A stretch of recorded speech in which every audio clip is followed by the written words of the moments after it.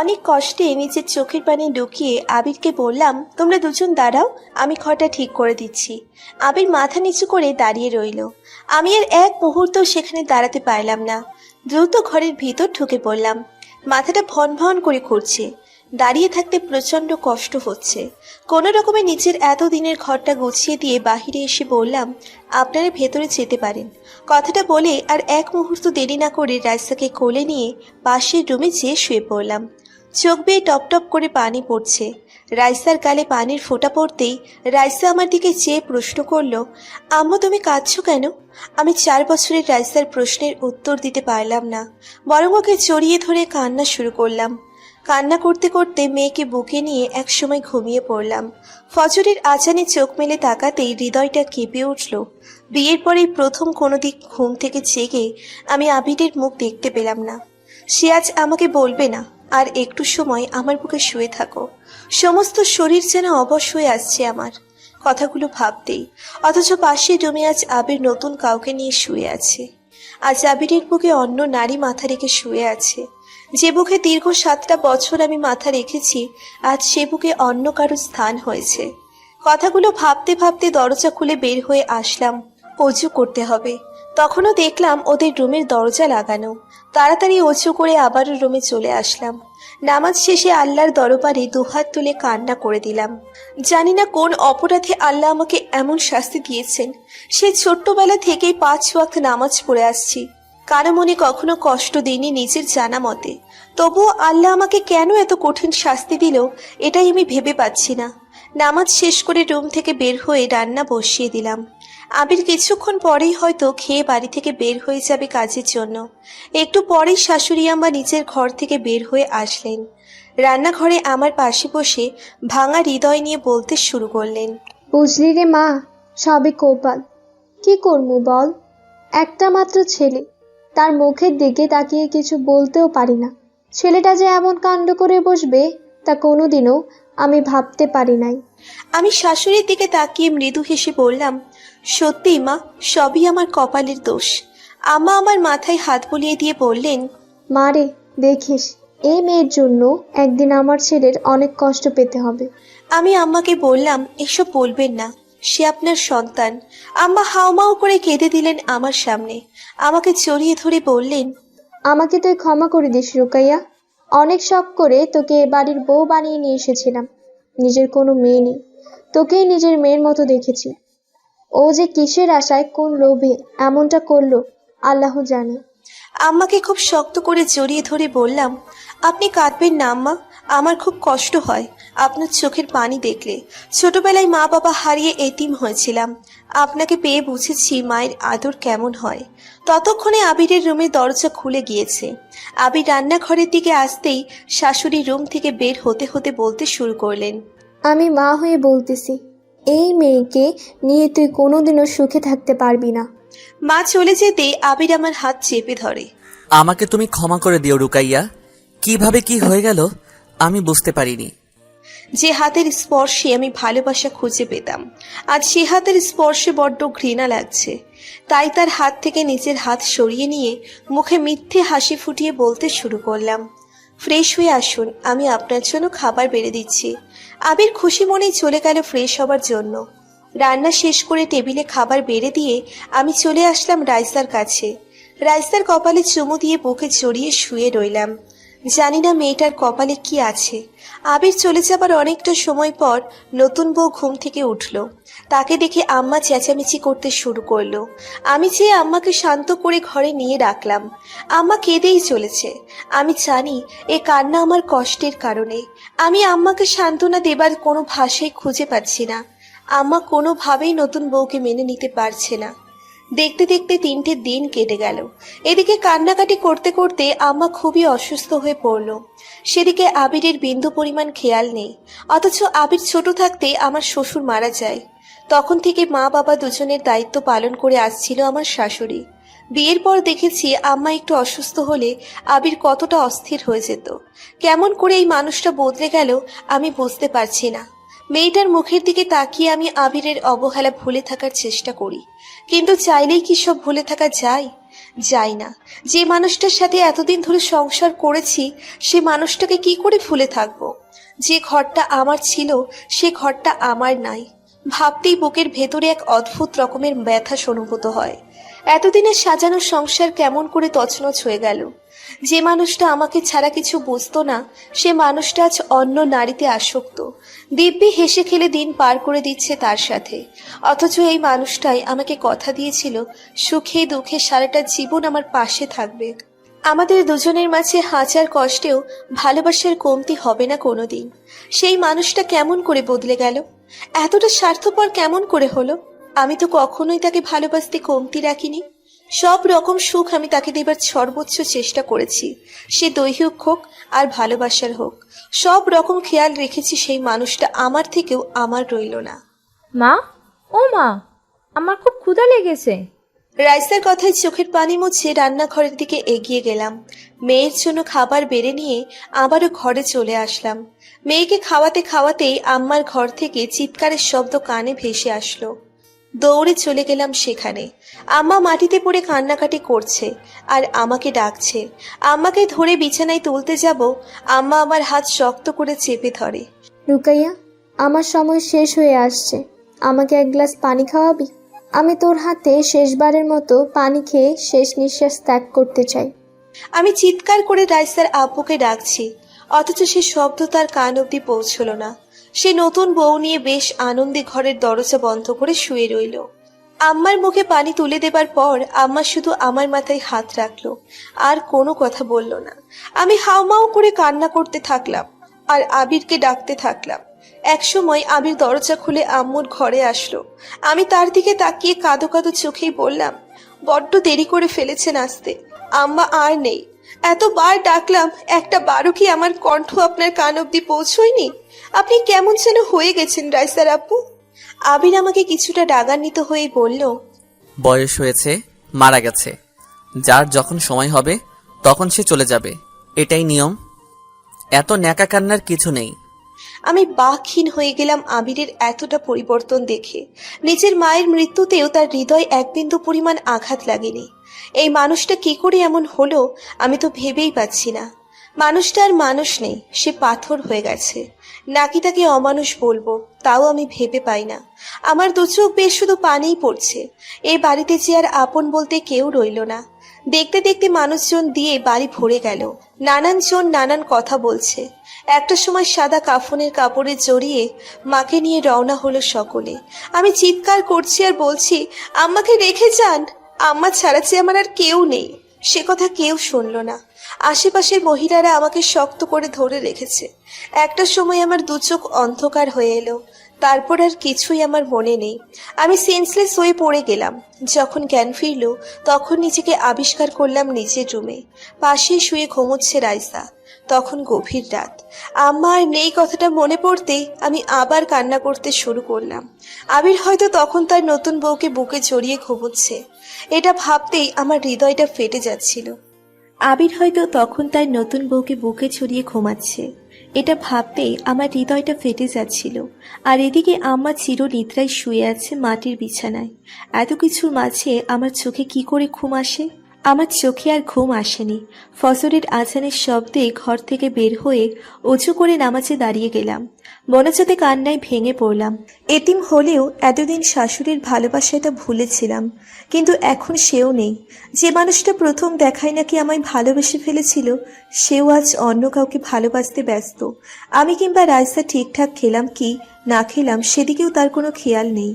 আমরা কেমন আছি তাও তার জানার প্রয়োজন নেই। জীবনটা অসহ্য হয়ে উঠছে প্রতিটা মুহূর্তে। নিজেকেই নিজে বলতে থাকি, আম্মা হয়তো এই দুনিয়া ছেড়ে যে ভালোই করেছে, নয়তো তার জীবনটাও হয়তো আমার মতো নরক হয়ে যেত। জীবন এমন জায়গা আর এমন মুহূর্তে নিয়ে এসেছে চিৎকার করে কাঁদতে চেয়েও চিৎকার করতে পারছি না। আম্মা মারা যাবার 7 দিন পার হয়ে গেল। বাড়ির অবস্থা এমন যে আবির তার মাকে ভুলেই গেছে। আমি যেন আর সহ্য করতে পারছিলাম না। দিন দিন এই বাড়িটা আমার কাছে বড় বেশি অচেনা হয়ে উঠছিল। এতদিন ধরে যে ঘর যে বাড়ি আমি সাজিয়েছিলাম, আজ সেই বাড়িটা আমার অচেনা হয়ে গেছে। বেঁচে থেকেও যেন আমি আর বেঁচে নেই। দম বন্ধ হয়ে আসে এখন এই বাড়িতে। নিঃশ্বাস নিতে খুব বেশি কষ্ট হয়। কোনো রকমে 20টা দিন কাটিয়ে দিলাম। আর পারছি না, আমার সামনে ওদের মতো ঢং হাসি খুশি চেহারা আর সহ্য করতে পারছি না। তাই সিদ্ধান্ত নিয়েই নিলাম, আর বাড়িতে নয়। সকালে ঘুম থেকে মেয়েকে তুলে সিদ্ধান্ত নিলাম চলে যাব এই বাড়ি ছেড়ে। ব্যাগ গুছিয়ে আবিরকে ডাক দিয়ে বললাম, আমি চলে যাচ্ছি, আর সাথে রাজদাকেও নিয়ে যাচ্ছি। আমাদের খোঁজার চেষ্টা করবেন না। যাওয়াটা কি খুব জরুরি? এই বাড়িতে তো থাকা খাওয়ার কোনো অসুবিধা নেই। আমি হেসে বললাম, তা নেই, তবুও কেমন জানি লাগে। দূর দরজার সামনে দাঁড়িয়ে আছে নতুন বউ। আমি স্পষ্ট তার ঠোঁটের কোণে হাসি দেখতে পাচ্ছি। আমি চলে গেলে রাজার সাথে পুরো রাজ্যই তার। আবির রাইসাকে রেখে যেতে বলল। আমি তাকে বললাম, তা হবে না। রাইসাকে রেখে গেলে হয়তো সে বাবার আদর পাবে, কিন্তু সৎ মায়ের সংসারে তার খুব বেশি দিন টিকবে না। তাই আমি রাইসাকে নিয়ে বাড়ি থেকে বের হয়ে গেলাম। দুনিয়াতে আপন বলতে একমাত্র মামা আর মামিই আছেন। যদি মামি মামার দ্বিতীয় পক্ষের স্ত্রী। তিনি আমাকে আগেও খুব একটা পছন্দ করতেন না, আর এখন যে খুব বেশি ভালো চোখে দেখবেন না এটাও আমি জানি। তবুও আপাতত একটু ঠাঁই পাবার আশায় সেদিকেই রওনা হলাম। সকাল 11টায় ভেতর মামার বাড়িতে চলে আসলাম। আমাকে দেখে ভূত দেখার মতো চমকে উঠলেন মামি। উনি হয়তো কল্পনাও করেননি আমাকে এই সময় তার বাড়িতে দেখবেন। বিয়ের পর একবার শুধু এখানে এসেছিলাম। তারপর আবিরকে সব খুলে বলি। আবির আমাকে সে সময় বলে, আজ থেকে তোমার একটাই বাড়ি, ওই বাড়িতে তোমাকে আর যেতে হবে না। সেই আবির আমি বাড়ি ছেড়ে বের হয়ে চলে আসার সময় একবারও বলল না, তোমার তো আর কোনো বাড়ি নেই, কোথায় যে উঠবে তুমি। কি রে রুকাইয়া, এত বছর পর কি মনে করে আসলি? মামির কথায় আমি বাস্তবতায় ফিরে এসে মুখে হাসি ফুটিয়ে বললাম, কেন, আমার কি আসা নিষেধ আছে? মামি মুখ ভেঙচি কেটে বলল, না, তুই তো আর বিয়ের পর আসিস নাই, তাই জিজ্ঞাসা করলাম। এমন সময় বাহিরের কাজ ছেড়ে মামা বাড়িতে আসলেন। আমাকে দেখে অনেক খুশি হলেন। রাইসাকে কোলে তুলে নিয়ে বলল, এতদিনে নানা বাড়ির কথা মনে পড়ল? আমার দিকে তাকিয়ে বলল, যা, আগে হাত মুখ ধুয়ে নে, খেতে খেতে গল্প করব। আমারও প্রচণ্ড ক্ষুধা লাগার কারণে আর কোনো কথা না বলে হাত মুখ ধুতে চলে যায়। হাত মুখ ধুয়ে ফ্রেশ হয়ে মামার সাথে খেতে বসি। খেতে খেতে মামাকে সব খুলে বলি। মামা শুনে প্রচণ্ড রেগে যান এবং বলেন যে উনি আমাকে নিয়ে থানায় যেয়ে আবিরের নামে মামলা করে দিবেন। আমি মামাকে ঠান্ডা হতে বলি, সেই সাথে বলি তার কোনো দরকার নেই। আমি চাই না কোনো রকম ঝামেলা হোক। আমার এখন একটু আশ্রয় দরকার। তুমি কি আমাকে থাকতে দিবে? অবশ্যই দিব। আমার ভাগ্নি আমি ফেলে দিব নাকি? তুই প্রয়োজনে সারা জীবন এ বাড়িতে থাকবি, তোর বাড়ি তুই থাকবি, সমস্যা কি এখানে? মামার কথায় অনেকটা সাহস পেলেও মামিকে আমার ভীষণ ভয় লাগে। হয়তো আমার জন্য মামা মামি ঝগড়াও লাগতে পারে। যদিও আমার মামা মামির কোনো সন্তান নেই, তবুও কেন জানি মামির মনে একটু অনুশোচনা নেই, কিংবা কখনোই আমাকে মেয়ের মতো দেখতে পারেন না। তবুও সব সহ্য করে রাইসার মুখের দিকে তাকিয়ে যে আমাকে এই বাড়িতে থাকতেই হবে। খাবার খাওয়া শেষে মামা চলে গেল বাহিরে কাজের জন্য। আমি আমার ব্যাগ আর রাইসাকে নিয়ে চললাম আমার সেই পুরনো ঘরে। ঘরটা অনেক খালি পড়ে আছে, ধুলো বালু আর মাকড়সার জালে ভরে রয়েছে। আমি আস্তে আস্তে সব গোছাতে শুরু করলাম। এ ঘরেই প্রথম আমার চোখাচোখি হয় আবিরের সাথে। সে তার মাকে নিয়ে আমাকে দেখতে আসে। আমার খুব ইচ্ছে ছিল লেখাপড়া করে ডাক্তার হব, কিন্তু ছোটবেলায় মা বাবাকে হারানোর পর এমনিতেই মামার ঘাড়ে বোঝা হয়েছিলাম। তারপর মামি আমার লেখাপড়া কোনোভাবেই মেনে নিতে চাইতো না। কোনো রকমে এইচএসসি পরীক্ষা দিই, ভালোভাবে পাশ করি। তারপরে এই বাড়ি সে বাড়ি থেকে বিয়ের জন্য প্রস্তাব আসতে শুরু করে। প্রথমে বেশ কয়েকটা প্রস্তাব ফিরিয়ে দেই, কিন্তু মামির বাজে ব্যবহারে একটা সময় আবিরকে আর না করতে পারিনি। প্রথম দেখাতে আমারও কেন জানি আবিরকে ভীষণ ভালো লেগে যায়। ফর্সা গাল দুটো রৌদ্রে লাল টকটকে হয়েছিল। যখন আমাদের বাড়িতে সে আসলো চৈত্র মাসের কাঠ ফাটা রৌদ্রের এক বিকেলে, সে মায়ের সাথে আমাকে দেখতে আসে। আমি তাকে দেখে মুগ্ধ হই। সবচেয়ে বেশি ভালো লাগে আম্মা যখন মামাকে বলল, মেয়ে আমাদের পছন্দ হয়েছে, আমাদের কোনো কিছুর দরকার নেই, শুধু মেয়েটাকে আমার চাই। আমার এমন কথায় মনে মনে আমি আল্লাহর কাছে শুকরিয়া আদায় করে বলি, আলহামদুলিল্লাহ। মামি নানান রকম আয়োজন করে সেদিন। হয়তো আমি চলে যাব, তাতে সে ভীষণ খুশি হয়। আমি দূরে বসে দেখছিলাম আবির লাজুকভাবে অল্প অল্প করে খাবার খাচ্ছিল। আমার ভীষণ হাসি পাচ্ছিল আবিরকে এভাবে খেতে দেখে। হঠাৎ করেই আবিরের চোখে চোখ পড়তেই আমি লজ্জায় সেখান থেকে দৌড়ে পালাই। তখন আমার বয়সই বা কত, 17 কি 18। যাবার সময় আম্মা আমার হাতে তার হাত থেকে খুলে বালাচোরা আমার হাতে পরিয়ে দিয়ে বলেন, এটা প্রথম দিন আমার শাশুড়ি আমাকে পরিয়ে দিয়ে দোয়া করেছিল। আজ আমি তোমাকে পরালাম, জীবনে অনেক সুখী হবে। আর অল্প দিনেই তোমাকে আমি আমার ঘরে নিয়ে যাব। সেদিনই মাকে আমার ভীষণ ভালো লেগে যায়। আমি সেদিনই ঠিক করি ওনাকে কখনো কষ্ট দিব না। সেদিন সারা রাত ঘুমাতে পারিনি। বারবার শুধু আবিরের মুখটা আমার চোখের সামনে ভেসে ওঠে। একটা মানুষ এতটা সুন্দর হয় কি করে? তার কথা বলার ধরন আমাকে সত্যিই মুগ্ধ করেছে। সে যখন মামা মামির সাথে হেসে হেসে কথা বলছিল, তখন মনে হচ্ছিল এই মানুষটা আমার কত দিনের পরিচিত, অথচ সেই মানুষটাই কিনা এমন করে বদলে গেল। যে মানুষটা আমাকে পাগলের মতো ভালোবাসতো, সেই মানুষটা কি করে বদলে গেল তা আমি একটুও বুঝতে পারলাম না। যে মানুষটাকে ঘিরে বেঁচে থাকার স্বপ্ন দেখছিলাম, যে মানুষটাকে সাথে নিয়ে সারা জীবন একসাথে থাকার ইচ্ছে ছিল, আজ সেই মানুষটাই আমার জীবন থেকে বহু দূর হারিয়ে গিয়েছে। আজ সেই মানুষটার বুকে অন্য কেউ মাথা রেখে স্বপ্ন দেখে। কথাগুলো ভাবতেই টপ টপ করে ঘুমন্ত রাইসার মুখের উপর চোখের পানি পড়তেই রাইসা চোখ মেলে তাকিয়ে বলে ওঠে, আম্মু তুমি কাঁদছো কেন? মেয়ের কাছে চোখের পানি লুকাতে তাড়াতাড়ি শাড়ির আঁচল দিয়ে চোখের পানি মুছে নিয়ে বলি, কই মামুনি, কাঁদছি না, চোখে ময়লা পড়েছে তো তাই চোখ দিয়ে পানি পড়ছে, তুমি ঘুমাও। রাইসার কিছু বলল না, আমার হাত শক্ত করে চেপে ধরে আবারও ঘুমিয়ে পড়ল। আমি ভাবছি কতদিন আমার এভাবে কাটবে। মেয়ে বড় হবে, মানুষজন হাজার রকম কথা বলবে, আমি কি পারবো সমাজের এই মানুষদের সব কথা সহ্য করে আমার মেয়েটাকে মানুষের মতো মানুষ করতে? আমি কি পারবো সমাজের এই মানুষদের সব কথা সহ্য করে আমার মেয়েটাকে মানুষের মতো মানুষ করতে? আমার নিজের সারাটা জীবন কষ্টে কেটেছে। যখনই ভেবেছি হয়তো একটু সুখে থাকবো, ঠিক তখনই আবির আর একটা বিয়ে করে ঘরে বউ নিয়ে এসেছে। আবিরের চোখের সামনে একটিবারের জন্যও কি আমার মুখটা কিংবা রাইসার মুখটা ভেসে উঠল না? সে তো সব জানতো আমি কতটা কষ্ট করে বড় হয়েছি, তারপরেও কি করে সে পারল এমন জঘন্য একটা কাজ করতে? কত কত প্রশ্ন, অথচ এই প্রশ্নের উত্তর দেবার মতো মানুষ নেই। আবির আজ অন্য নারীতে আসক্ত, তার হৃদয়ে কোথাও আমাদের জায়গা নেই। তার মন প্রাণ সমস্ত জুড়ে তার নতুন স্ত্রী, সে তাকে নিয়ে সুখে থাকুক। ভাবতে ভাবতে দু চোখের পাতা বারবার এক হয়ে আসছে। আজ কতগুলো দিন ঠিকমতো ঘুম নেই। কি যে যন্ত্রণায় দিন কাটাচ্ছি তা আমি ছাড়া আর কেউ বুঝবে না। একটা সময় আর চোখ মেলে থাকা সম্ভব হলো না। ক্লান্তির কাছে হেরে গেলাম। দু চোখের পাতা এক হয়ে গেল। ফজরের আজানে ঘুম থেকে লাফিয়ে উঠলাম। ঘর থেকে বের হয়ে গেলাম অজু করার উদ্দেশ্যে। ততক্ষণে মামাও উঠে পড়েছে। মামা আমার আগে অজু করে জলটা হাতে নিয়ে বের হতে হতে বলতো, মেলাদিন নদীতে যাই না, তোরা আসছিস, নামাজ পড়ে নদীতে যেয়ে দেখি 4টা মাছ পাই কিনা। আমি কিছু বলার আগে মামা হন হন করে বাড়ি থেকে বের হয়ে গেল। আমি অজু করে নামাজ পড়ে নিলাম। নামাজ শেষ করে বিছানায় রাইসার পাশে শুয়ে পড়লাম। বিয়ের পর অনেক সকাল হয়েছে এমন।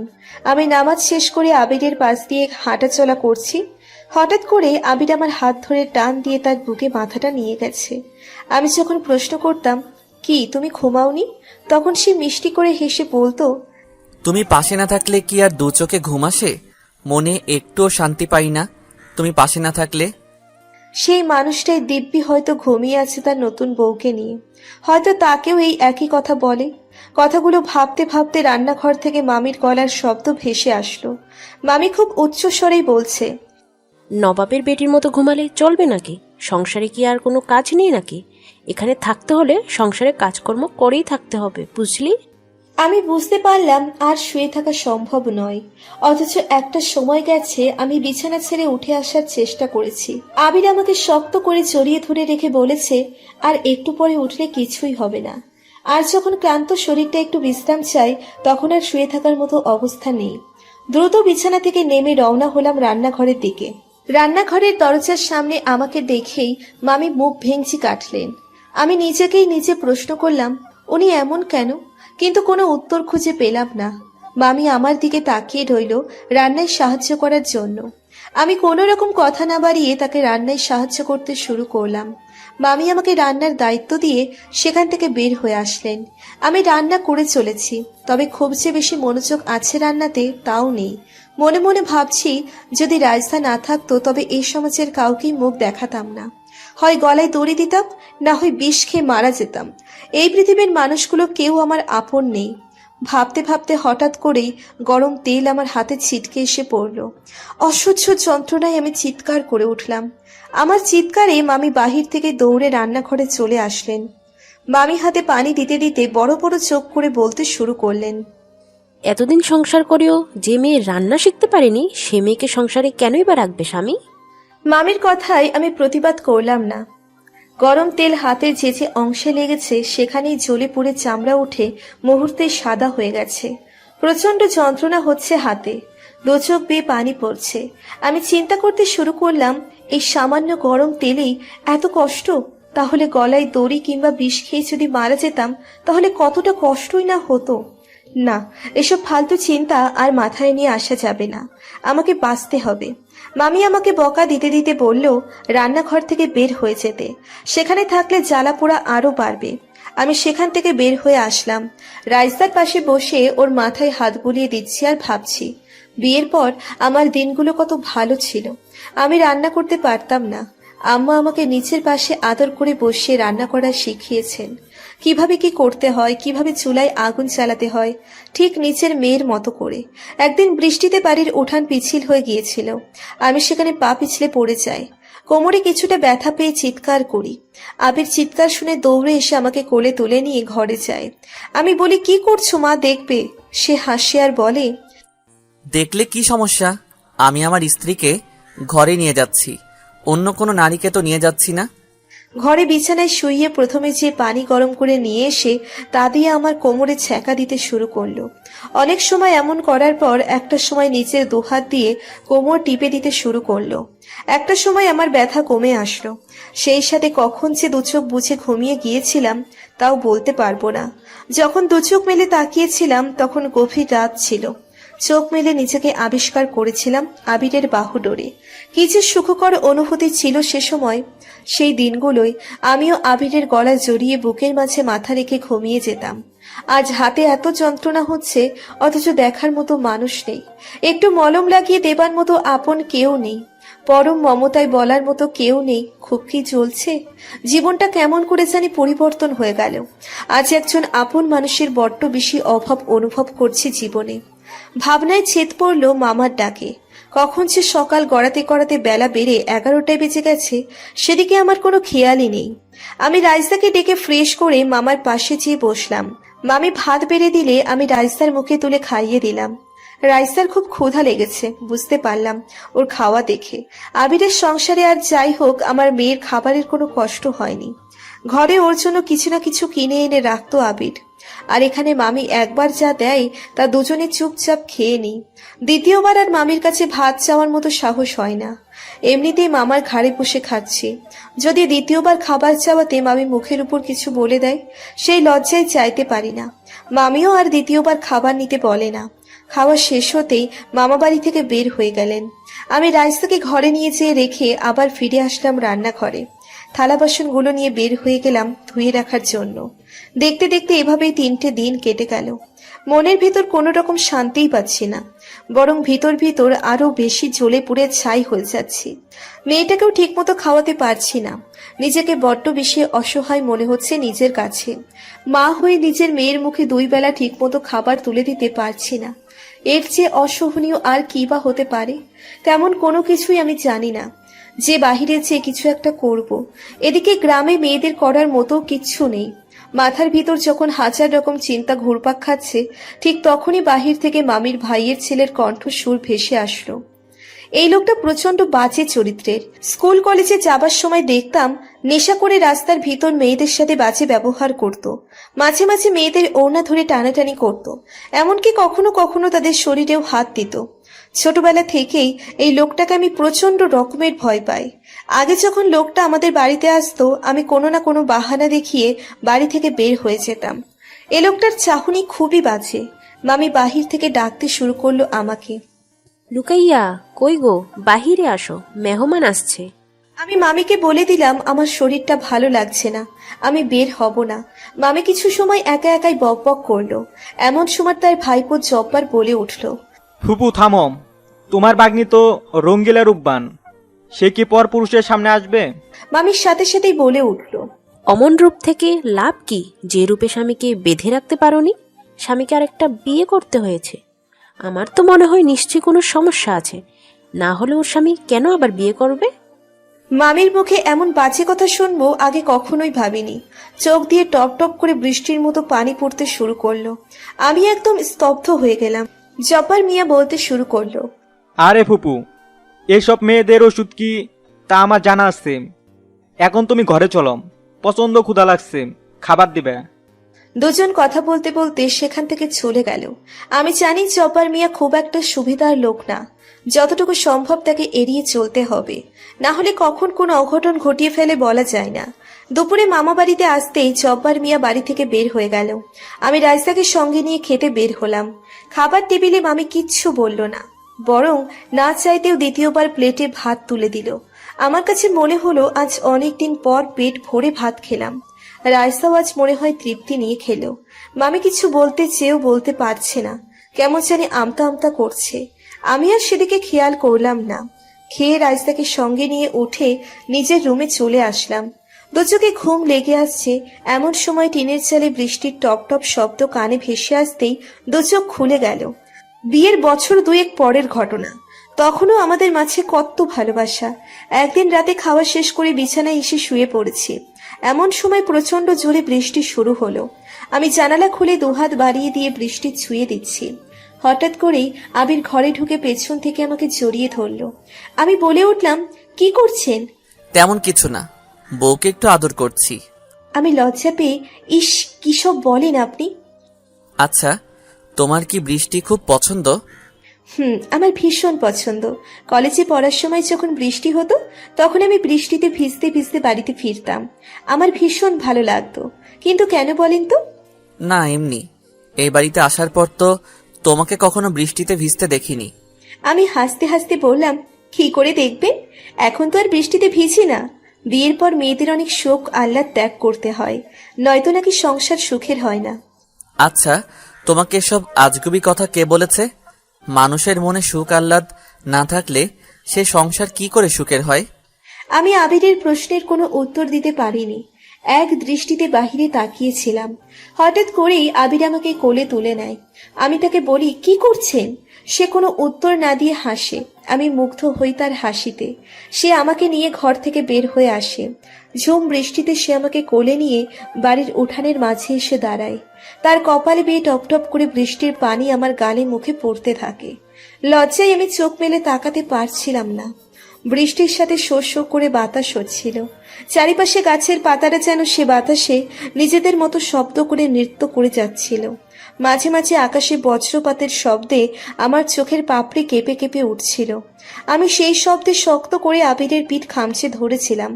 আমার কাছে তখন মনে হচ্ছিল আমি পৃথিবীর সবচেয়ে সুখী নারী। কে বলে বিয়ের পর নিজের সব সুখ বিসর্জন দিতে হয়? আবিরের মতো বর যার ভাগ্যে আছে সে ভাগ্যবতী। একটা সময় মেঘের গর্জন বাড়তে থাকে। আমি কাঁপা কাঁপা কণ্ঠে আবিরকে বলি, চলো, আর ভিজবো না, আমার ভীষণ ভয় করছে। আবির শব্দ করে হেসে ওঠে। আমি চোখ মেলে তাকিয়ে দেখি সে হাসি। এত সজীব আর প্রাণবন্ত হাসি, আমি যেন নিজেকে হারিয়ে ফেলি সেই হাসিতে। একটা মানুষের হাসিও এত সুন্দর হতে পারে? আমি আবিরের দিকে এক দৃষ্টিতে তাকিয়ে নিজেকে নিজেই প্রশ্ন করি। হুট করে আবির প্রশ্ন করে, এমন করে তাকিয়ে কি দেখছো? আমি লজ্জায় অন্যদিকে মুখ লুকিয়ে বলি, কিছু না। এত সময় ধরে আমাকে কোলে নিয়ে দাঁড়িয়ে আছেন, আপনার কষ্ট হচ্ছে না? আমাকে নামিয়ে দিন। আবির আবারও সেই মুগ্ধ করা হাসি দিয়ে আমাকে আরেকটু উপরের দিকে তুলে নিয়ে বলে, হ্যাঁ, একটু যে কষ্ট হচ্ছে না তা ঠিক নয়, তবে সে কষ্ট এখনই পুষিয়ে নিচ্ছি। বলে তার ঠোঁটজোড়া নামিয়ে নিয়ে আসে আমার ঠোঁটে। হঠাৎ বজ্রপাতে বাস্তবতায় ফিরে আসি। রাইসাকে বুকে টেনে শক্ত করে জড়িয়ে ধরে রাখি, যেন এই শব্দে ওর ঘুম ভেঙে না যায়। মানুষের জীবনে হয়তো সুখের সময় খুব কম, তবে সেই সুখের স্মৃতি মানুষ সারা জীবন বয়ে বেড়ায়। প্রতিদিন প্রতিক্ষণে মানুষ কষ্টের সাথে মোকাবেলা করে, তাই তো সুখের স্মৃতিগুলো মানুষ খুব সহজে ভুলতে পারে না। আমার জীবনের হয়তো সুখের মুহূর্তগুলো চলে গিয়েছে, তবে সময় সে মুহূর্তগুলো রঙিন হয়ে আছে আমার সমস্ত হৃদয় জুড়ে। তাই তো চাইলেও খুব সহজে তা আমি ভুলে যেতে পারবো না আমি ভুলে যেতে আবিরকে। জীবনের 7টি বছর যে মানুষটাকে ভালোবেসে কাটিয়েছি, যে মানুষটার ভালোবাসায় কাটিয়েছি, যে মানুষটার সাথে আমার সব সুখের স্মৃতি, সেই মানুষটাকে কি করে ভুলে যাব? তাকে ভুলতে না পারলেও তার থেকে বহু দূরেই আমাকে থাকতে হবে। আমার মেয়েটার জন্য খুব কষ্ট লাগে। ছোটবেলায় বাবা মা হারিয়ে আমি এতিম হয়েছিলাম, আর আমার মেয়েটা বাবা থাকতেও তার আদর থেকে বঞ্চিত হচ্ছে। মেয়েটার মাথায় হাত বোলাতে বোলাতে চোখের পানি মুছে বুকের সাথে শক্ত করে চেপে ধরে একসময় ঘুমিয়ে পড়লাম। একসময় বৃষ্টি থেমে গেছে, টিনের চালের টপ টপ শব্দ কিংবা গাছের ডালপালাটাও তাদের শব্দ থামিয়ে দিয়েছে। হঠাৎ বাহির থেকে মামার ডাকে ঘুম থেকে জেগে উঠি। রুম থেকে বের হয়ে দেখি মামা বিশাল বড় সাইজের একটা রুই মাছ নিয়ে এসেছে। আমি অবাক হয়ে গেলাম, মামা এত টাকা কোথায় পেল? এত বড় মাছ তো মামার কেনার কথা না। জীবনে কোনো দিন মামাকে আমি এত দামি মাছ কিনতে দেখিনি। আমার হাঁ করে তাকিয়ে থাকতে দেখে মামা বলে উঠল, কি রে, এভাবে তাকিয়ে থাকবি নাকি মাছটা নিয়ে রান্না করবি? মামার হাত থেকে মাছটা নিতে নিতে মামাকে বললাম, এত বড় মাছ কেন কিনছো মামা? এটার তো অনেক দাম। আরে আমি কিনি নাই, দুপুরে জব্বার মেয়ে আইছিল না, সেই কিনা দিছে। তুই বাড়িতে আইছিস তাই কিনা দিছে। ও তো এখন অনেক বড় ব্যবসায়ী, বাজারের মেলা টাকা পয়সার মালিক। তো এখনো আমার অনেক সম্মান করে। আমার ইচ্ছে না থাকলেও মাছটাকে নিয়ে রান্নাঘরের দিকে ঢুকতে শুরু করলাম। আমি ভালো মতোই বুঝতে পারছি জব্বার মিয়ার নিশ্চয়ই কোনো মতলব আছে, তা না হলে সে এত টাকা দিয়ে মাছ কিনে দেবার লোক না। মাছ কাটতে কাটতে হারিয়ে গেলাম আবিরদের বাড়িতে প্রথম যেদিন মাছ কিনে আনা হয় সেই দিনে। কি পরিমাণ লজ্জায় পড়েছিলাম তা মনে হলে এখনো একা একা হাসি। বিয়ের 3 কি 4 দিন পরের কথা।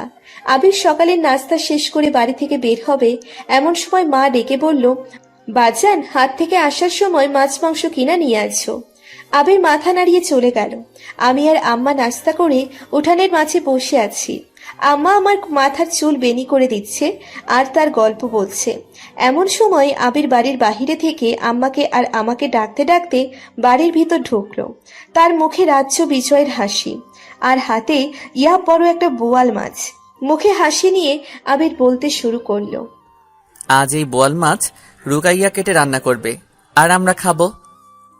আমি একবার আবিরের মুখের দিকে তাকাই আর একবার মাছের দিকে।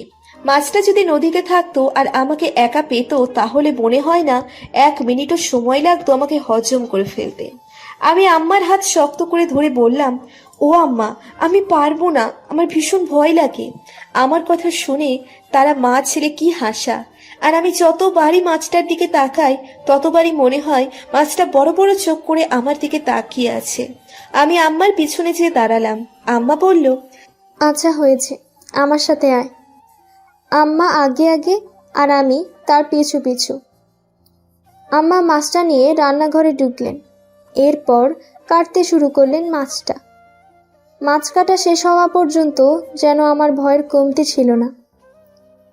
শীতের ভিতরেও আমি ঘেমে একাকার হয়ে গিয়েছিলাম। এরপর জীবনে কত মাছ কেটেছি আম্মাকে সাথে নিয়ে, তখন আর ভয় লাগেনি। তবে জীবনে প্রথম সেই বোয়াল মাছটা দেখে যে ভয়টাই না পেয়েছিলাম, এখনো মাঝে মাঝে একা একা হাসি সে কথা মনে পড়লে। মাছ কাটা শেষ হতেই রান্নাঘর থেকে মাছ নিয়ে ধুয়ে নিয়ে আসতে কলপাড়ে চলে আসলাম। মাছ ধুয়ে নিয়ে রান্নাঘরের দিকে যে মামা বলতে শুরু করলো মাছগুলো ভালো করে ভাজার জন্য। রাতে জব্বার মিয়া এই বাড়িতে খেতে আসবে। আমার প্রচন্ড রাগ উঠছিল, ইচ্ছা করছিল সব ছুঁড়ে ফেলে দিই, কিন্তু তা পারলাম না। নিজের মনকে শান্ত রেখে চুপচাপ রান্নাঘরের ভিতর ঢুকে পড়লাম। মামি আর আমি দুজন মিলে খুব ভালোভাবে সেই মাছ ভেজে রান্না করলাম। রান্না শেষ হতেই জব্বার মিয়া হাজির হলো। খাবার খেতে বসে বারবার আমার দিকে আজ চোখে তাকাচ্ছিল। মামির দিকে তাকিয়ে জব্বার মিয়া বলল, রান্নাটা খুব মজা হয়েছে। অনেকদিন পর সে ভালো মন্দ খাচ্ছে। বউটা চলে যাবার পর অনেক দিন বাড়িতে ভালো মন্দ রান্না হয় না। মামি বলে উঠলেন তাড়াতাড়ি আরেকটা বিয়ে করতে। সে লাজুক হাসি হেসে বলল, ফুবু কি যে বলো না, আজকাল ভালো মেয়ে পাওয়া যায় কই? সবই কপাল, তোর বউটা চলে গেছে, আর দেখ রোকেয়ার স্বামীটা আরেকটা বিয়ে করে নিছে। এত ভালো লক্ষ্মী একটা মেয়ে, ওর স্বামী এমনটা করবে ভাবা যায়? আমার খুব বিরক্ত লাগছিল এসব কথা শুনতে। আমি মামাকে বললাম, এসব কথা বাদ দাও, আমার এসব কথা শুনতে ভালো লাগছে না। মামি প্লেটে আরেক পিস মাছ দিতে দিতে বলল, তা ভালো লাগবে কেন? খাচ্ছিস তো মামার হোটেলে, কথা শুনতে কি ভালো লাগবে? মামির কথায় মামা কিছুটা রেগে গেল, সেই সাথে সাথে প্রতিবাদ করে বলল, এসব কি বলছো তুমি? আমাদের কোনো সন্তান নেই। রোকেয়াই যদি আমার মেয়ে হতো, আমি ফেলে দিতাম? মামা প্রতিবাদ করলেও মামির মুখ থেকে খাবারের খোঁটা শোনার পর আর একটা দানাও পেটে যাচ্ছিল না। কোনো রকমে প্লেটের ভাতগুলো রাইসাকে খাইয়ে দিচ্ছিলাম। রাইসার খাওয়া শেষ হতেই আমি রাইসাকে নিয়ে সেখান থেকে উঠে চলে আসি। আমার পরপর মামাও খাওয়া শেষ করে চলে আসে। আমি রাইসাকে বুকে নিয়ে শুয়ে পড়ি। একটু পর মামা দরজার সামনে এসে ডাক দিয়ে জিজ্ঞাসা করে ঘুমিয়ে পড়েছি কিনা। আমি মামাকে বলি, না মামা, ভিতরে আসেন। মামা ভিতরে ঢুকে খাটের এক কোণায় বসে বলল, তোর মামির কথায় কিছু মনে করিস না, তুই তো সবই জানিস, তোর মামি এরকমই। না মামা, আমি কিচ্ছু মনে করিনি। মারে, জানি তুই কষ্টে আছিস, তার উপর তোর মামির কথাবার্তাও ভালো না। জানি সে তোকে আরও কষ্ট দিয়ে কথা বললেন আমার সামনে, এমন করে আমি না থাকলে না জানি আরও কত কি বললেন। কথাগুলো বলে মামা আমার দিকে অসহায়ের মতো তাকালো। আমার প্রচন্ড কষ্ট লাগছিল মামার দিকে তাকাতে। আমি মাথা নিচু করে মুখে হাসি ফুটিয়ে বললাম, মামা কি যে বলো না তুমি, আমার কোনো রকম কষ্ট হচ্ছে না। আর ছোটবেলা থেকেই মামির মুখের কথা শুনতে শুনতে বড় হয়েছি, এসব এখন আমার সহ্য হয়ে গেছে। তাহলে তুই এখন ঘুমা, আমি যাচ্ছি, আমার খুব ঘুম পাচ্ছে। মামা উঠে চলে গেলেন। আমি দরজা লাগাতে যেয়ে দেখি মামি আর জব্বার মিয়া তখনও রান্নাঘরে ফিসফিস করে কথা বলেই চলেছে। আমি খুব ভালোভাবে দরজা লাগিয়ে দিয়ে এসে শুয়ে পড়লাম। এই লোকটার কোনো বিশ্বাস নেই, নিশ্চয়ই মামির সাথে বসে কোনো রকম খারাপ কিছুর ফন্দি করছে। ঘরের লাইট নিভিয়ে দিয়ে চুপ করে শুয়ে রইলাম, কিন্তু চিন্তায় কোনোভাবে দুচোখের পাতা এক হচ্ছিল না। মনের ভিতর অজানা এক ভয় কাজ করছিল। নানান রকম চিন্তা করতে করতে রাত গভীর থেকে গভীর হতে থাকলো, কিন্তু দুচোখের পাতা এক করতে পারছিলাম না। বাহিরে যে উকি মেরে দেখবো সে উপায়ও নেই। যদি জব্বার মিয়া বাহিরেই থাকে, যেমনটা করতো কলেজে যাবার পথে, খপ করে মেয়েদের শরীরে হাত দিয়ে বসতো। যদি দরজা খুলে আমার সাথে খারাপ কিছু করে, সেই ভয়ে দরজার সামনে যাবার সাহস হলো না। আর যাই হোক, কারো কাছে নিজের সতীত্ব বিলিয়ে দিতে পারবো না। যে করেই হোক, যত লড়াই করেই হোক না কেন, নিজের মান সম্মান আমি ঠিকই অক্ষুণ্ণ রাখবো। রাত শেষে ভোরের দিকে মসজিদ থেকে ভেসে আসলো ফজরের আজানের সুর। অল্প কিছুক্ষণ পর মামা উঠে পড়লেন, বের হয়ে আসলেন অজু করার জন্য। মনে সাহস পেলাম, আমিও উঠে দরজা খুলে বের হলাম। যে ভয়, যার ভয় সারা রাত পার করেছি, সে নেই, হয়তো রাতেই চলে গিয়েছে। মামি একা রুমে ঘুমোচ্ছে। দরজার সামনে দাঁড়িয়ে আছি। মামার অজু করা শেষ হলে মামা বাড়ির বাহিরে চলে গেল। আমি যে অজু করে নিচের রুমে এসে দরজা লাগিয়ে জায়নামাজে বসে পড়লাম। নামাজ শেষে আল্লাহর কাছে দুহাত তুলে মোনাজাতে বললাম, আল্লাহ, আপনি হেফাজতকারী, আমাকে হেফাজত করুন। আমার সন্তানটাকে মানুষের মতো মানুষ করার মতো ধৈর্য আর পথ দেখান আমাকে। নামাজ শেষে বিছানায় উঠে শুয়ে পড়লাম। সারা রাত জেগে থাকায় শরীর খুব ক্লান্ত লাগছে। খুব বেশি সময় লাগলো না এবার দুচোখের পাতা এক হয়ে যেতে। অল্প সময়ের ভিতর গভীর ঘুমে ঘুমিয়ে পড়লাম। ঘুম ভাঙলো প্রায় 10:30টার দিকে। বাহির থেকে মামির ডাকে রাইসার ঘুম ভেঙে গেলে রাইসা আমাকে ডেকে তোলে। আমি রাইসাকে কোলে নিয়ে ঘরের দরজা খুলে বের হই। ফ্রেশ হয়ে রান্নাঘরে যাই। ততক্ষণে মামাও চলে আসে। মামি সবাইকে খাবার বেড়ে দেন। রাইসাকে কয়েক গাল মুখে তুলে খাইয়ে দিয়ে নিচে মুখে খাবার তুলতে যাব, এমন সময় মামি বলে ওঠে, তুই আবিরকে ডিভোর্স দিয়ে দে। মামির কথায় আমি অবাক হয়ে যাই। কি বলছি এসব মামি? মামি আবারও বলতে শুরু করে, যেহেতু তার সংসার ছেড়িয়ে দিয়েছিস, সেহেতু ঝুলিয়ে রেখে লাভ কি? আমি বলি ওকে ডিভোর্স দিয়ে দে তুই, তারপর তুই বিয়ে করে নতুন করে সংসার কর। মামা খেতে খেতেই মামিকে ধমক দিয়ে বলল, চুপ করো, একদম চুপ। তোমার কি জ্ঞান বুদ্ধি কিচ্ছু হয়নি? বয়স তো কম হয়নি, সব চুল পেকে গেছে, অথচ কথা বলতে শিখতে পারলে না। ওকে কখনো কি নিজের মেয়ের মতো ভাবছো তুমি? ভাবছি বলেই তো বললাম, সারা জীবন তো আর এভাবে থাকতে পারবে না। পূর্ণা যৌবনা বড়ই গাছ থাকলে যেমন ছেলে মেয়েরা ইট ছুঁড়ে মারে, ঠিক তেমনি বাড়িতে যুবতী মেয়ে মানুষ থাকলেও মানুষরা নানা রকম ইঙ্গিত করে। কে কি বললো, কে কি করলো, তা আমি দেখে নিব। মামি চেঁচিয়ে বলে উঠল। আপনি কি দেখবেন? হ্যাঁ, দুনিয়ার কোনো কিছুই আপনি বুঝেন না। আমি যা বললাম ও তাই করবে। আবিরকে ডিভোর্স দিয়ে দিবে, তারপর আমরা ওকে জব্বারের সাথে বিয়ে দিয়ে দেব। জব্বারের কম আছে নাকি? মামা শান্ত গলায় বলল। তোমার মাথা কি ঠিক আছে? কোথায় জব্বার আর কোথায় আমাদের রুকাইয়া?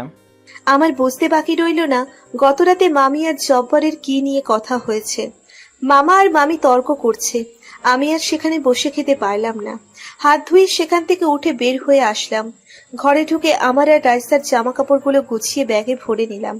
জানি এখানে থাকলে মামি একটা অঘটন ঘটিয়েই ছাড়বে। আমার পুরো জীবনটা সেই সাথে আমার মেয়ের জীবনটাও নষ্ট করে দিবে। যেখানে ওকে সৎ মায়ের ভয় রাখিনি, সেখানে আমি বিয়ে করব তা কল্পনারও বাহিরে। এক মুহূর্ত আর দেরি না করে রুম থেকে বের হয়ে আসলাম। বের হতে মামা দৌড়ে আসলেন। অপরাধীর মতো আমার দিকে তাকিয়ে বলল, মারে, কই যাবি তুই? এখানেই থেকে যা। মামি চেঁচিয়ে বলে উঠল, যে মেয়ে স্বামীর সংসার ফেলে চলে আসে সে মেয়ের এখানেও থাকার কোনো দরকার নেই। আমি মামাকে জড়িয়ে ধরে খুব করে কাঁদলাম। তারপর চোখের পানি মুছে মামাকে বললাম, ভয় নাই মামা, এই বাড়ির সম্পত্তির ভাগ তো কখনো চাইনি, আর কোনোদিন চাইবও না। তুমি বরং একটা কাজ কইরো, সব কিছু তোমার আর মামির নামে লিখে একটা দলিল করে দেখো। যদি বেঁচে থাকি আবার কখনো তোমাদের এখানে আসি, আমি সেগুলোতে সাইন করে দিব। আর আল্লাহর দুনিয়াটা অনেক বড়, কোথাও না কোথাও মাথা গোজার জন্য নিশ্চয়ই একটু জায়গা মিলে যাবে। মামার চোখে পানি ছলছল করছে। আমি আর এক মুহূর্ত দাঁড়াতে পারলাম না সেখানে। এক হাতে রাইসার হাত শক্ত করে ধরে অন্য হাতে ব্যাগ নিয়ে বাড়ি থেকে বের হয়ে হাঁটা শুরু করলাম। হাঁটতে হাঁটতে অনেক চিন্তা করে দেখলাম এখানে আর নয়, আমাকে ঢাকা যেতে হবে। কিন্তু আমার কাছে কোনো টাকা পয়সা নেই, কিভাবে যাব? বাজারে এসে পরিচিত স্বর্ণকারের দোকানে গেলাম। আমাকে এতদিন পরে দেখেও চাচা চিনতে পারলেন।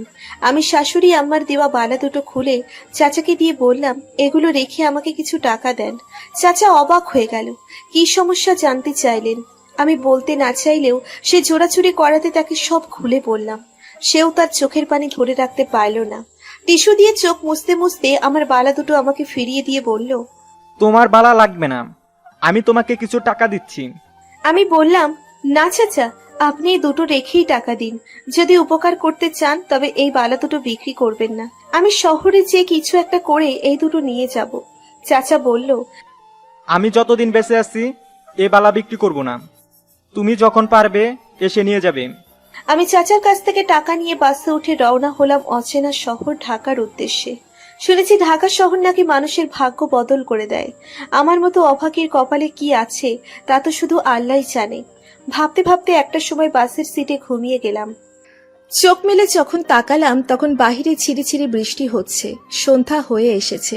আকাশ কিছুটা কালো, কিছুটা লাল বর্ণের রং সেজেছে। রাইসা বুকের মাঝে ঘুমিয়ে রয়েছে। মেয়েটার মুখ শুকিয়ে গিয়েছে। মেয়েটা আর আগের মতো চঞ্চলও নেই। দেখে খুব মায়া লাগছিল, তাই বুকের সাথে চেপে ধরে কপালে একটা চুমু দিলাম। রাত 9টার দিকে ঢাকায় এসে নামলাম। লাল হলুদ হরেক রকম আলোতে চোখ জুড়িয়ে যাবে যে কারো। তবে আমার প্রচন্ড ভয় লাগছিল। জীবনে কখনো ঢাকা শহরে আসিনি। কোথায় যাব, কার কাছে যাব? এ শহরে যে আমার পরিচিত কেউ নেই। এত রাতে কোথাও বাড়ি ভাড়াও পাওয়া যাবে না। কে দিবে আমাকে আশ্রয়? নানান রকম প্রশ্ন মাথায় নিয়ে আমি হাঁটা শুরু করছি। মেয়েটা ঘুমে টলমলো করতে করতে কোনো রকমে আমার একটা হাত ধরে হাঁটছে। ফুটপাত ধরে মা মেয়ে হেঁটে চলেছি। কোথাও যাবার কোনো উদ্দেশ্য নেই, গন্তব্যহীন পথে হাঁটছি। কিন্তু এভাবে কতক্ষণ? যেভাবেই হোক থাকার একটা জায়গা জোগাড় করতে হবে। মেয়েটাকে এভাবে কষ্ট দেওয়া যায় না। হাঁটতে হাঁটতে ক্লান্ত হয়ে একটা চায়ের দোকানের সামনে এসে দাঁড়ালাম। দোকানে একজন বয়স্ক মহিলা। তার কাছ থেকে কিছু বিস্কিট আর রুটি কিনে নিয়ে দুজন খেয়ে একটা বেঞ্চে বসে রইলাম। রাত যত বাড়ছে ভয় ততই বেড়ে চলেছে।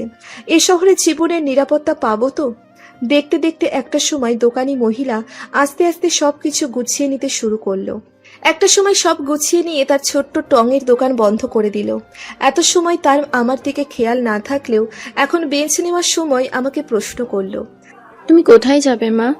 কেন জানি মন থেকে মা বলে ডেকে উঠলাম। বললাম, আমার এই শহরে যাবার কোনো জায়গা নেই। উনি একটা দীর্ঘশ্বাস ছেড়ে বলল, এভাবে তো বাইরে থাকতে পারবে না। শকুনের দল যে কোনো সময় হামলা করে তোমাকে খাপলে খাবে। তুমি এক কাজ করো, আমার সাথে চলো। আমি কি করব বুঝে উঠতে পারছিলাম না। এত রাতে একটা মেয়ে মানুষ বাহিরের রাস্তায় থাকা নিরাপদ নয়, এটা বেশ ভালোই বুঝতে পারছিলাম। আবার বৃদ্ধ মহিলার সাথে যাব, তার অসুবিধে যদি হয়। এইসব ভাবতে ভাবতে উনি আবার বলে উঠল, তুমি ভয় পেও না, আমার সাথে চলো। আমি আর এক মুহূর্ত সেখানে দাঁড়িয়ে না থেকে তার সাথে হাঁটা শুরু করলাম। প্রায় 15-20 মিনিট ওনার সাথে হাঁটার পর একটা বস্তির ভিতর প্রবেশ করলাম। আস্তে আস্তে ওনার টিনের ঘরে প্রবেশ করলাম। ঘরটা ভালোই বড়, তবে মানুষও কম না। ওনার মেয়ের সাথে 2 নাতনি। মেয়েটার বয়স আমার মতোই হবে। মেয়েটা আমাকে বলল, আপা, আপনারা দুজন হাত মুখ ধুয়ে নিন, আমি খাবার রেডি করছি। পেটে প্রচন্ড ক্ষুধা, কি ভাববে জানি না। তাড়াতাড়ি রাইসাকে নিয়ে কল থেকে হাত মুখ ধুয়ে নিলাম। আলু ভর্তা, মসুর ডাল আর ছোট মাছ রান্না হয়েছে। খুব তৃপ্তি নিয়ে খেলাম। খাওয়া শেষ হবার পর আমার জীবনের সব ঘটনা বললাম। শুনে খুব কষ্ট পেলেন ওনারা। সে মাও বলতে শুরু করলেন, কি করবে মা বলো, ভাগ্যে যা আছে তাই হবে। দেখো না আমার মেয়েটার স্বামী 2 বছর আগে রোড অ্যাক্সিডেন্টে মারা গেছে। মেয়েটা গার্মেন্টসের চাকরি করে। আমি দিনের বেলায় মানুষের বাড়িতে কাজ করি আর সন্ধ্যার পর থেকে ওই দোকানটা চালাই। তাতে করে আল্লাহর রহমতে আমার ভালোই কেটে যাচ্ছে। আমি মাকে বললাম আমাকে একটা ঘর জোগাড় করে দিতে, সাথে যে কোনো একটা কাজ জোগাড় করে দিতে। উনি বললেন কালকেই ঘর জোগাড় করে দিবে, আর সকালে কাজে বের হয়ে দেখবেন কোনো বাড়িতে লোক লাগে কিনা। বাড়িতে কাজ করলেও অনেক টাকা পাওন চাইব, তাতে করে আমাদের দুজনের বেশ ভালো করে দিন কেটে যাবে। ওনাদের ব্যবহারে আমি অনেক খুশি হলাম। এই পৃথিবীতে আমার চেয়েও অনেক অসহায় মানুষ আছে। এই যে যাকে মা ডাকলাম, তার মেয়েটার জীবনে কি কম কষ্ট? এত অল্প বয়সে বিধবা হয়েছে, দুটো মেয়ে, তাদের নিয়ে গার্মেন্টসে কাজ করে দিব্যি দিন চালিয়ে দিচ্ছে। সে তুলনায় আমি অনেক ভালোই আছি। হয়তো স্বামী পাশে নেই, তবুও সে আছে তো। কথাগুলো ভাবতে ভাবতে একসময় ঘুমিয়ে পড়লাম। রাতে বেশ ভালো ঘুম হয়েছে। আজ এক ঘুমে সকাল হয়ে গেছে। ফজরের আজানে উঠে নামাজ পড়লাম। মা আর তার মেয়ের সাথে ঘরের কাছে হাত লাগাতে চাইলেই মেয়েটা বলল, আপা, আপনি আমাদের বাসায় যে কয়দিন আছেন মেহমান, আপনি কোনো কাজ করবেন না। নিজের অজান্তেই চোখে পানি চলে আসলো। যেখানে নিজের বাড়িতে নিজের মামি বলেছে কাজ না করলে খাবার দিবে না, সেখানে অপরিচিত এক বোন, এক মা নিজের মেয়ের মতো বলছে তুমি তো মেহমান, তোমাকে কোনো কাজ করতে হবে না, এ বাড়িতে যতদিন থাকবে। এর চেয়ে বড় প্রাপ্তি আল্লাহর দুনিয়াতে আর কি হতে পারে? নিজের মনে অনেক সাহস হচ্ছে। নিজেকে নিজেই বলতে শুরু করলাম, আমি এ শহরে আর একা নই। একটা কথা প্রচলিত আছে, আপনের চেয়ে পর অনেক ভালো। আজ তার বাস্তবিক প্রমাণ পেলাম। সবার সাথে সকালের নাস্তা করে নিলাম। পারুলাপা আর মা বের হয়ে গেলেন তাদের কাজে। তাদের বাচ্চা দুটোকে আমাদের সাথে বাসায় রেখে গেলেন। মা বললেন আসার সময় ম্যানেজারের সাথে কথা বলবেন, পাশে একটা ঘর খালি আছে, সে ঘরটা আমাকে ভাড়া দেবার জন্য। আমি ওদের 3 জনকে সাথে নিয়ে ঘরে বসে বসে গল্প করছি। 3 জনই প্রায় সমবয়সী। রাইসারও অল্পেতেই ওদের সাথে বেশ জমে গেছে। দুপুরে মা খুশি খুশি মনে এসে বললেন ম্যানেজারের সাথে কথা বলেছেন, সে ঘরের চাবি দিয়ে দিচ্ছে। আজ রাত থেকেই আমি ওই ঘরেতে থাকতে পারবো। সেই সাথে একটা বাড়িতে কাজেরও ব্যবস্থা করেছেন। এত খুশিতে আমি মাকে জড়িয়ে ধরে বললাম আলহামদুলিল্লাহ। মা বললেন পরদিন সকালেই আমাকে সে বাড়িতে নিয়ে যাবেন। এখান থেকে 10 মিনিটের মতো লাগবে হেঁটে যেতে। সকালে যে নাস্তা বানিয়ে দিয়ে, দুপুরে রান্না করে জামা কাপড় ধুয়ে দিয়ে এসে আবার শেষে বিকেলের দিকে যেয়ে রাতের খাবার রান্না করে দিয়ে চলে আসতে হবে। আমি বললাম আমার কোনো সমস্যা হবে না। লোকটার স্ত্রী মারা গেছে, 2 ছেলে মেয়ে, দুজনেই বিদেশে থাকে। তবে এখন বাংলাদেশে 2-3 মাস থেকে আবার চলে যাবেন। মাসে 7,000 টাকা দিবে, কয়েক মাস পর বাড়িয়ে দিবে। আমি বললাম সমস্যা নেই, তাতেই আমাদের চলে যাবে। আর সমস্যা হলে তো আমরা আছি। রাতের খাবার মা আর পারুলাপার সাথে করে আমি নতুন ঘরে গেলাম। মা আর পারুলাপা আমাকে সাহায্য করলেন নতুন ঘর গোছাতে। সেই সাথে কিছু প্রয়োজনীয় জিনিসও দিলেন, যদিও আমি নিতে চাইনি, তবুও জোর করেই দিলেন। এই মানুষগুলোর ঋণ সত্যি শোধ করার মতো নয়। পৃথিবীতে অসংখ্য ভালো মানুষ এখনো আছেন, এরাই তার বাস্তবিক প্রমাণ। চেনা নেই জানা নেই একলা একটা মেয়ে মানুষের জন্য মানুষ এত কিছু করে, ভাবতেই মনটা প্রশান্তিতে জুড়িয়ে গেল। আল্লাহর দুনিয়াতে আল্লাহ চাইলে সবই সম্ভব। যার কেউ নেই তার আল্লাহ আছেন। পরদিন সকালে মা আমাকে সেই বাড়িতে নিয়ে গেলেন।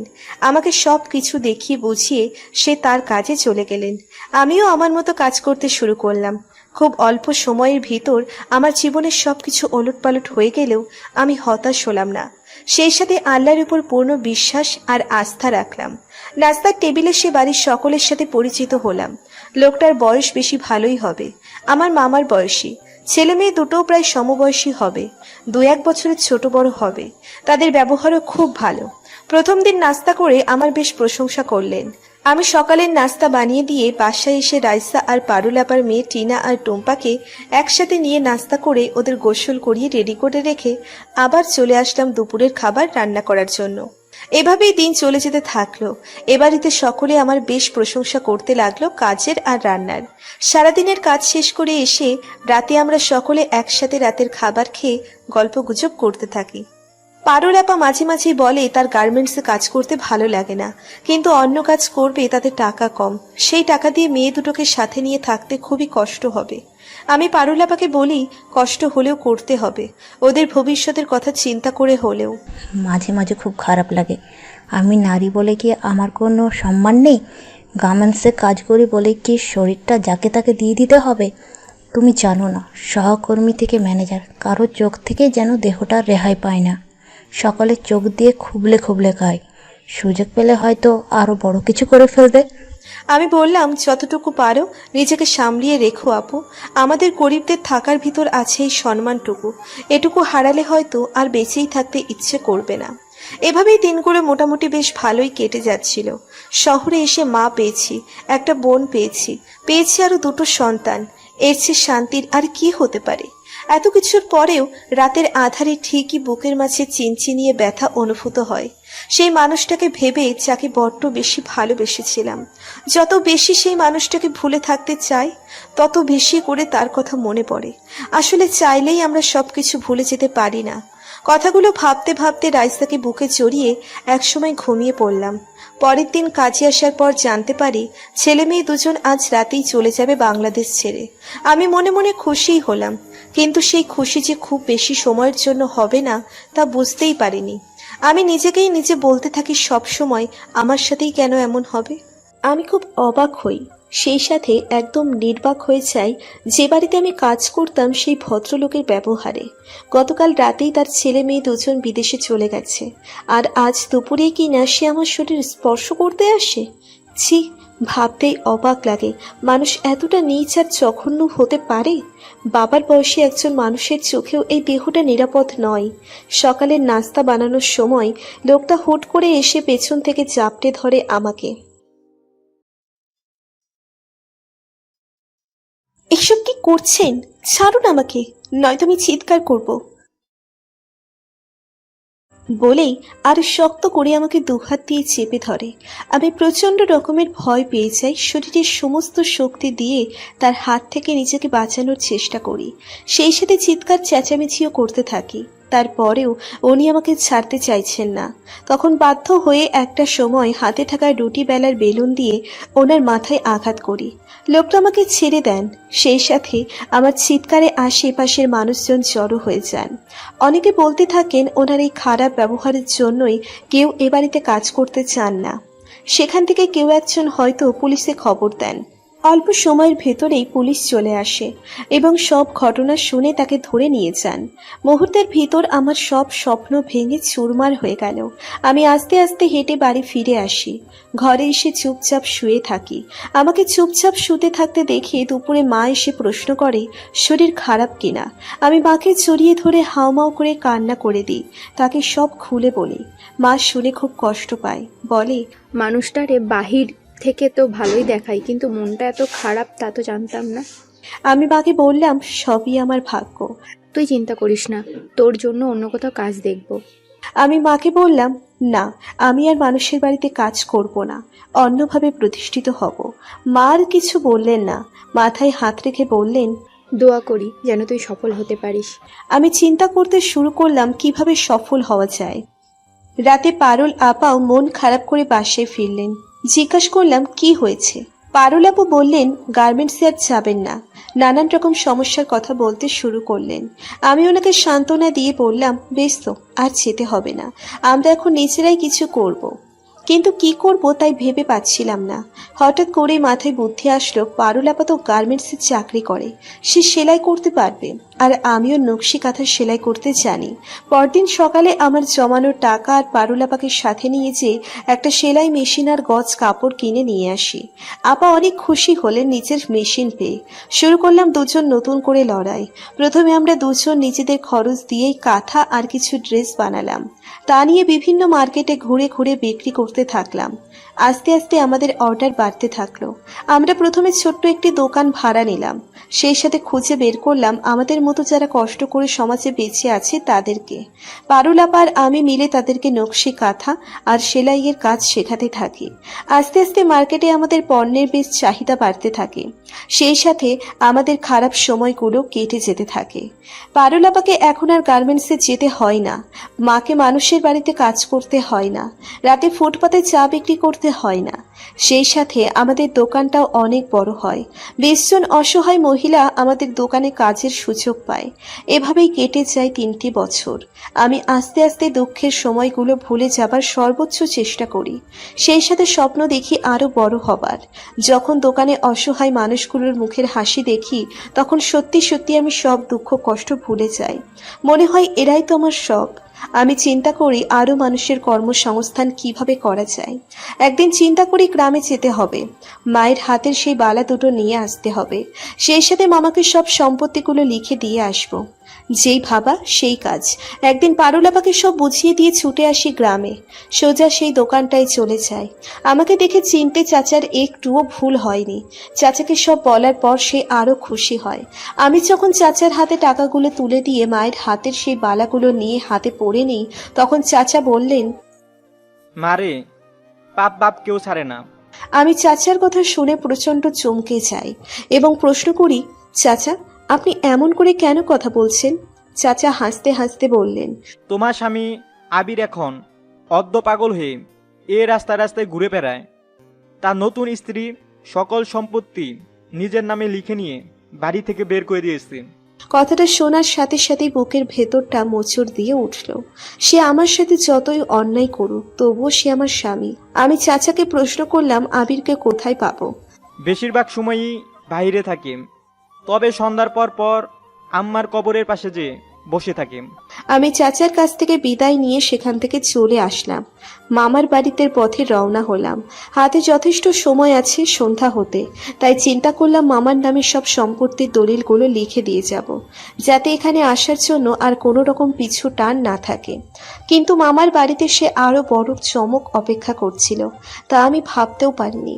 বাড়িতে ঢোকার পর মামা আমাকে দেখে অনেকটা সময় নীরব দাঁড়িয়ে রইল। তারপর হাউমাউ করে কান্না করতে করতে বলল, তোর মামি তো আর বেঁচে নেই। মৃত্যুর আগে তোকে অনেকবার দেখতে চেয়েছিল, তোর কাছে মাপ চাইবে বলে। আমার প্রচন্ড খারাপ লাগলো। বললাম, আল্লাহ মামির ভালো করবে। মামাকে বললাম জমির কাগজপত্রগুলো দেবার জন্য, আমি সব কিছু তার নামে লিখে দিতে চাই। মামা হাসতে হাসতে কাগজপত্রগুলো নিয়ে এসে আমার হাতে দিতে দিতে বলল, মারে, মানুষের আসল জমি 3.5 হাত মাটি, আমারও তাই লাগবে। এসব আমার চাই না। দুপুরের পরপর আমি রওনা হয়ে গেলাম আবিরকে খোঁজার উদ্দেশ্যে। খুব বেশি সময় খোঁজার প্রয়োজন হয়নি। কবরস্থানের সামনে যেতেই তাকে দেখতে পাই।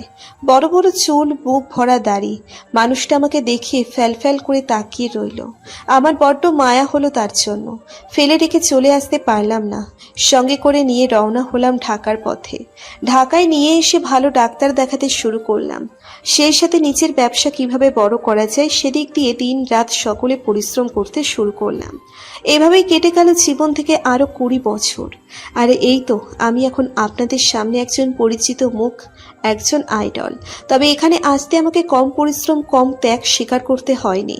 ভিড়ের ভিতর থেকে একজন মহিলা সাংবাদিক বলে উঠল, আপনার স্বামীকে এত সহজে মেনে নিলে কি করে?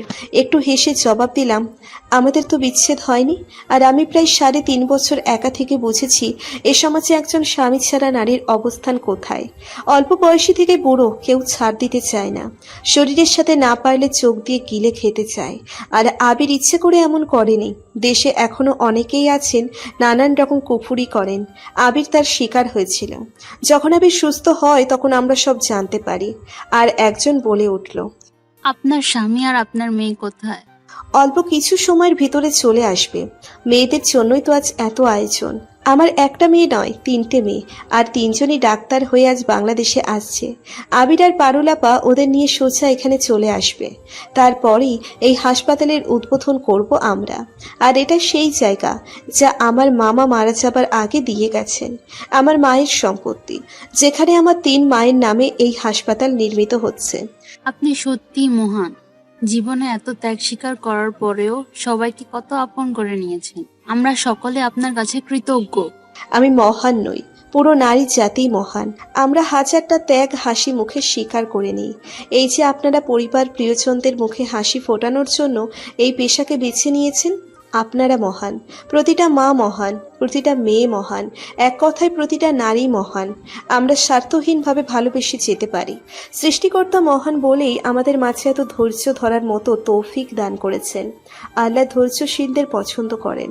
কথা বলতে বলতে আবির আর পারুল বাচ্চাদের নিয়ে গাড়ি থেকে নেমে আসলো। আর 4 বছর পর 3 মেয়েকে একসাথে পেয়ে আনন্দে বুকে জড়িয়ে নিল। এতগুলো বছর পর কে বলবে এই রুকাইয়া একটা জীবনে এই সমাজের সাথে, সমাজের মানুষগুলোর সাথে লড়াই করেছে। আনন্দে পরিপূর্ণ আস্থার পরিবার। সবার চোখের আড়ালে আবির এসে রুকাইয়ার হাতটা চেপে ধরে বলল, তোমাকে পেয়ে আমার জীবনটা সত্যি পরিপূর্ণ। আমি আবিরের হাতটা শক্ত করে চেপে ধরে মনে মনে বললাম, আমি যে আপনাতেই পরিপূর্ণ। জানি না কোন বেলায় তোমায় পেয়েছি, বেলা অবেলার হিসেব যে রাখিনি।